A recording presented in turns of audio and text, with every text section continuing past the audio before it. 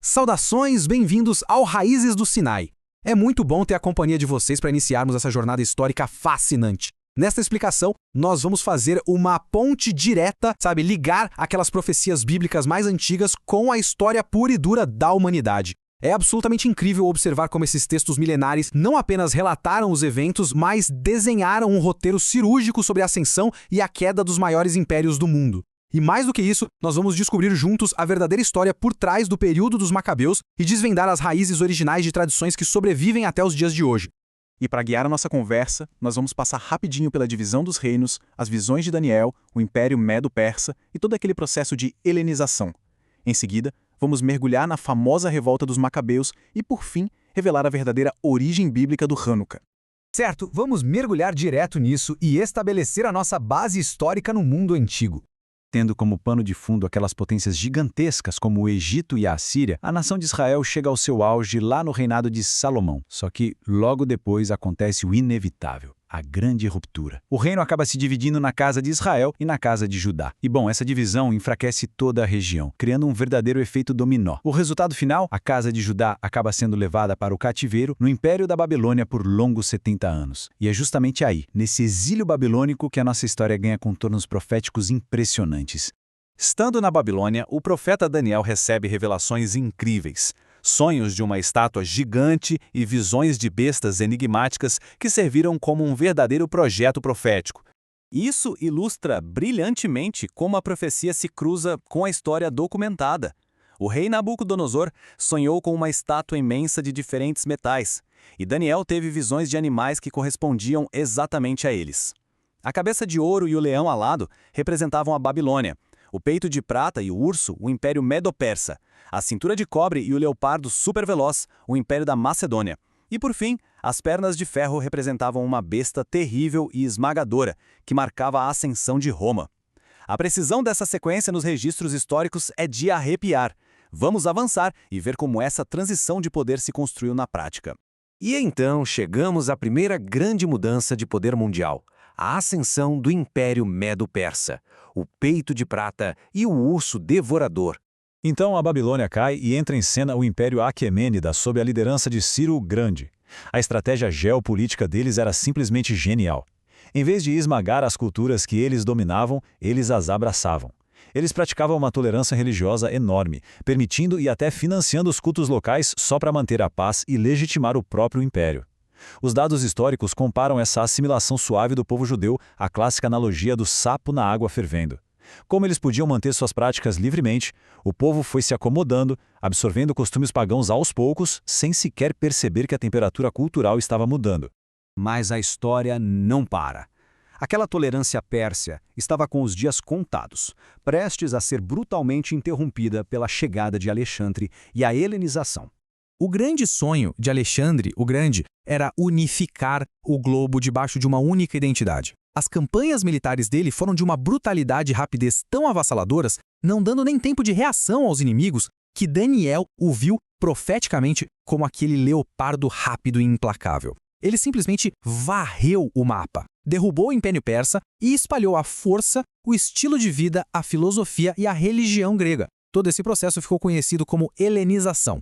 Só que aí acontece o imprevisto. Alexandre morre de forma completamente repentina. Como ele não tinha um herdeiro forte o suficiente, aquele império gigantesco se fragmentou e os generais dele dividiram as terras. Essa divisão em múltiplos reinos cumpre de forma literal as 4 cabeças do leopardo vistas na profecia. E prestem atenção na dinastia dos Seleucidas, que ficou com a região da Síria e da Babilônia, porque eles vão causar um impacto devastador sobre a Judéia. O ponto crucial aqui é o contraste brutal entre esses dois domínios imperiais. Com os persas, o perigo era o conforto, aquela assimilação amigável e silenciosa. Já o domínio grego-macedônico exigiu submissão absoluta. Não era mais opcional, pessoal. A helenização forçada tentou arrancar a identidade bíblica pela raiz, utilizando uma violência extrema para subjugar quem quer que resistisse aos padrões deles. As fontes documentais da época relatam o trauma profundo de forma muito crua. Como diz o texto, obrigados a comer carne de porco, obrigados a tornar o templo impuro. As pessoas estavam sendo massacradas por não renunciarem à sua fé forçadas a quebrar as leis bíblicas, e o próprio templo em Jerusalém foi completamente profanado com rituais proibidos. Basicamente, recusar a cultura grega significava a morte. Como era de se esperar, essa pressão toda levou a situação ao limite. Chegamos à revolta dos Macabeus e à verdadeira luta pelo templo. A linha do tempo da revolta segue passos bem claros. O rei Seleucida Antíoco Epifânio invade, saqueia Jerusalém e tenta apagar de vez o culto ao Deus de Israel. Em resposta a esse absurdo total, uma família de sacerdotes chamada de os Macabeus se levanta para bater de frente. Através de táticas de guerrilha e muita resistência, eles conseguem o impensável. Expulsam o exército imperial. E essa vitória não só limpa a região temporariamente, como também estabelece um governo independente, a dinastia dos Asmoneus, mudando um cenário que a gente encontraria séculos mais tarde. Agora, o que é realmente interessante sobre esta parte é a transição da guerra para o que aconteceu dentro do templo. Vamos falar sobre a verdadeira origem bíblica do Hanukkah. Para entender a fundo essa história, a gente precisa olhar para a raiz da palavra, livre daquelas interpretações modernas. A raiz hebraica, Hanak, catalogada sob o número 2596, significa simplesmente dedicar, iniciar ou consagrar. Ou seja, a celebração do Hanukkah nasceu do ato físico e espiritual de reconsagrar o templo ao Senhor, logo após ele ter sido contaminado e profanado pelos ritos gregos.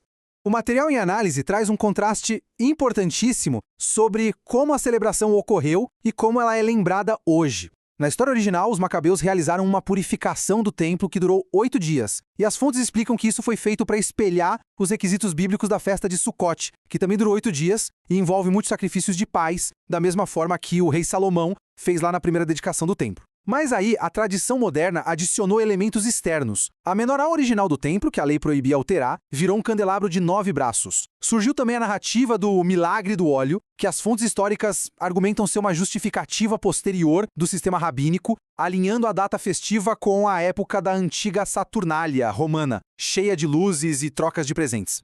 Tudo isso deixa a gente com uma reflexão poderosa e provocativa. Ao longo da história, nós vimos um esforço gigantesco do povo para não ser assimilado pelos impérios pagãos. Contudo, ao colocar a pureza das raízes antigas lado a lado com essas adições culturais modernas, levanta-se uma questão de ouro. Onde termina a consagração e onde começa o puro hábito cultural? Será que hoje celebramos uma consagração bíblica ou apenas adotamos outras tradições antigas? É fundamental sempre buscar as fontes originais daquilo que praticamos. Esperamos de verdade que essa explicação tenha deixado essa imensa cronologia muito mais clara. Se esse conteúdo fez sentido, comente, compartilhe esta explicação e inscreva-se no canal do YouTube Raízes do Sinai. Nos vemos na próxima!